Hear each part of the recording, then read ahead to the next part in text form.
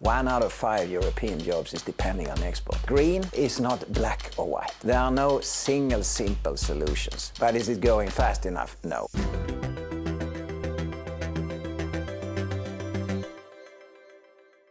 Welcome to The Big Question, the series from Euronews where we dive deep into the world of business. I'm Elena Butler, and today I'm joined by Håkan Agneval, CEO of Wärtsilä.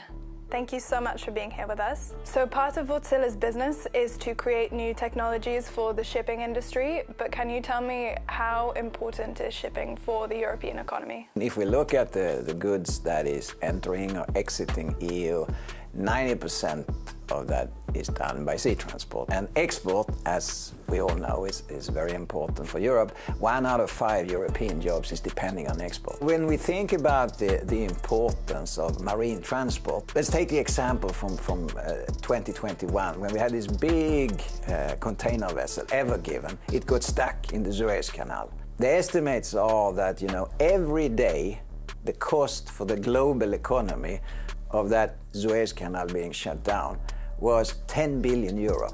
And that shows, how important the marine shipping is for the global economy. And what are the key risks to shipping at the moment?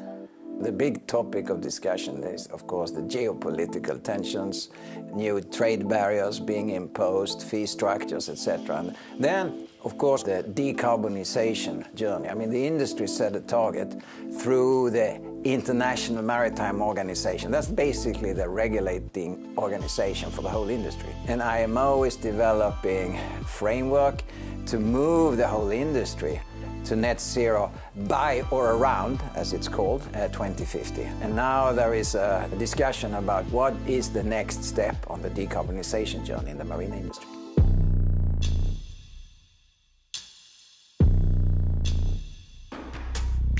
And so shipping is obviously going through a period of transition. Is the industry moving fast enough at the moment on sustainability measures? Global shipping accounts for about 2 to 3% of global CO2 emissions. If you look at the global emissions, aviation industry is about the 2-3% as well.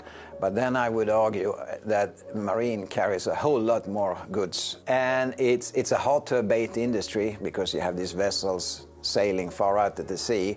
So you really need to find fuels and other things that can sustain that situation. Now, is the industry moving fast enough? The answer there is no, we are not moving fast enough. The movement has started, and I do see it's accelerating. So with a positive perspective, a lot of things is happening.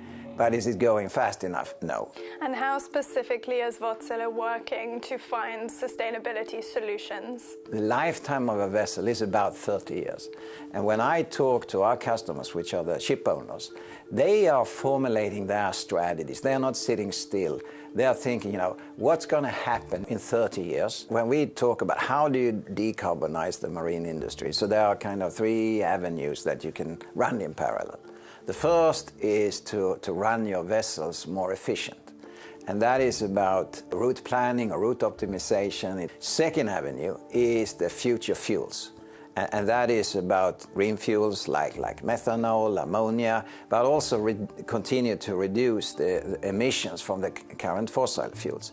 Then the third avenue is carbon capture. Taking from the exhaust of the engine, extracting the carbon, and with our technology, which is now commercially available, we can extract 70%, gathering that CO2 on the vessel and bringing it ashore. But what do we do with it? There are 2 major ways. One is to pump it back where it came from, basically, or to use it as a raw material in chemical process, including producing synthetic fuel.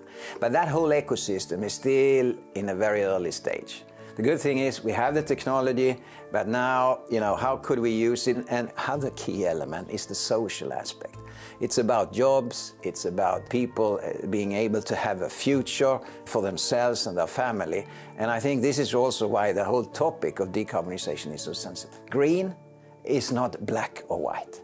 There are no single simple solutions. And how easy is the carbon capture technology to install? So there is about 100,000 large vessels out there in the world, and we cannot just scrap them. You can actually fit it into the existing vessels, and of course you can fit it into new vessels as well. Yes, there is certainly a cost to that, but I think what really triggers the economy of the whole equation is, okay, what carbon pricing mechanism will there be?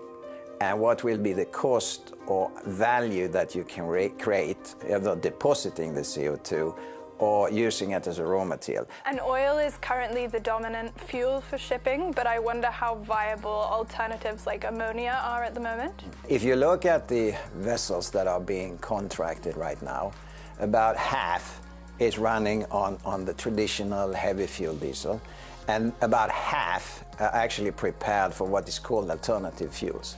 But a big chunk of those alternative fuels, that's LNG, so it's gas, it's natural gas, so it's fossil. We are ready for the carbon neutral fuels, so methanol engines are being delivered as we speak. Then we have the next step, and those are what we call the zero carbon fuels.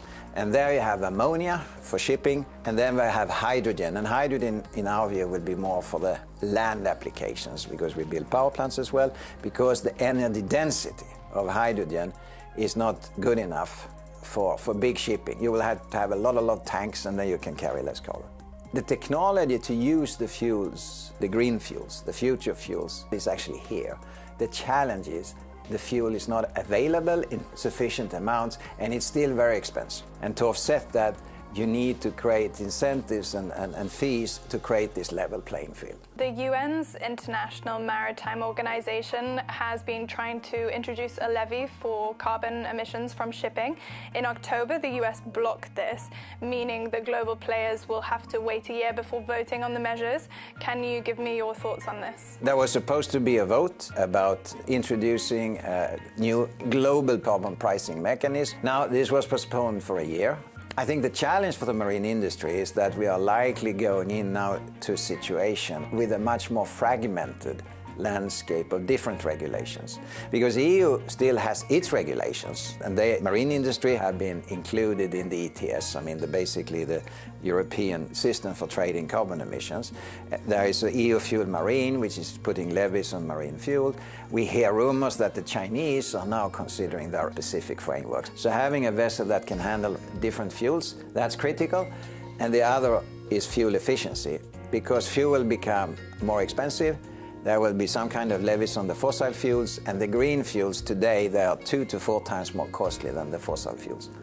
Okay, thank you so much for sharing your insights on the big question. It's been a pleasure to have you with us.